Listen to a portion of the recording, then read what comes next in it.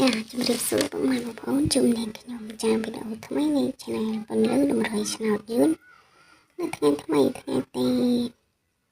25 ខែ 3 ឆ្នាំ 2025 ចាំមកនឹងចូលកៅតម្រុយព្រៃល្អក្នុង YouTube ទៅលេខអូនទៅលេខក្រោប VIP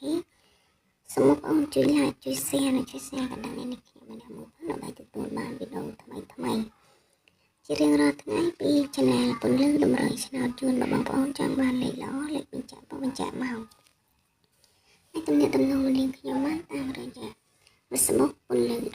ម្រុយឆ្នោតយួនឬក៏អាចទំនាក់ទំនងតាមលេខទូរស័ព្ទ08859 4221ជាចំពោះសកលត្រូវជូនតាមស្ថិចាលេខអំពីតលទ្ធផលចាលេខព្រីក្នុង YouTube នៅថ្ងៃទី24 ខែ 3 ឆ្នាំ 2025ចាលេខ9ស្រោចា9ស្រោវេលាម៉ោង 4 ហ្នឹងក៏ជួបតុងស្រោចាម៉ោង 6 ក៏ជួបតុង9ចាក្រុម VIP វេលាម៉ោង 4 ក៏ជួបលេខក្លាប់ខ្មោច46ចេញ64ចាម៉ោង 6 ហ្នឹងគឺគាត់ហេចូលចំមកក្រោបខ្មោច68ចាចេញ68ចោលម៉ោង46ចេញ44ចាំចូលខ្ទង់បងប្អូនចានិយាយទៅថ្ងៃនេះបងប្អូនដែលគាត់ចូលលេខព្រីក្នុង YouTube គឺហេមែនតែនចាគាត់ចូលលេខអូទាំងពីរអូលេខក្រោបហ្នឹងក៏ចូលមកក្រោបចាបងប្អូនដែលគាត់ចូលមកវីដេអូនេះខ្ញុំក៏ជួយ like ជួយ share អ្នកមើលចា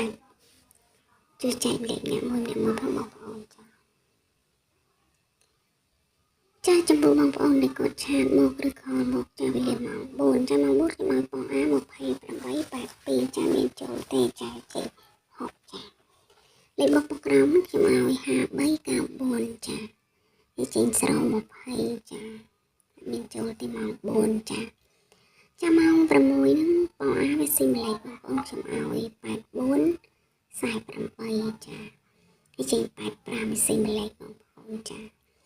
លេខបុកក្រោមខ្ញុំឲ្យ0791ចាថ្ងៃនេះគាត់ចូល